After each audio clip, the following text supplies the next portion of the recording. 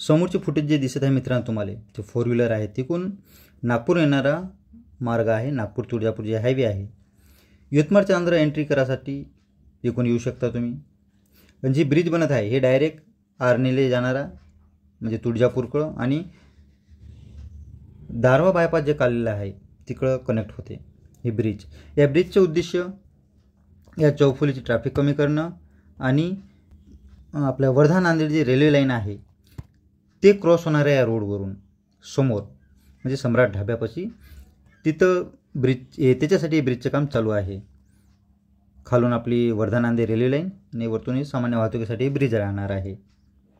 मित्रांनो, national highway 361 हे आहे नागपूर तुळजापूर.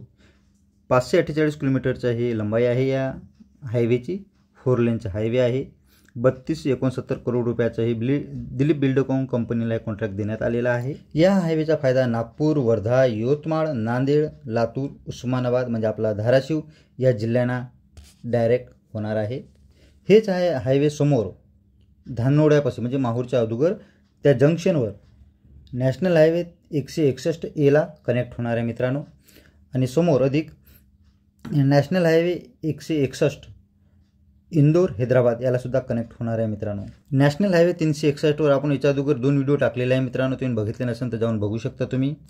या नॅशनल हायवेचे काम अधिक कंप्लीट झालेले नाही मित्रांनो. कुठं ब्रिजचं काम चालू आहे, कुठं रोडचेच काम कंप्लीट व्हायचे आहे, असे कामं बाकी आहे मित्रांनो. आग्रहाची विनंती आहे, चॅनलवर नवीन असाल तर चॅनलला सबस्क्राईब करा. असेच लेटेस्ट अपडेट आम्ही तुमच्यासाठी नेहमीच घेऊन येतो.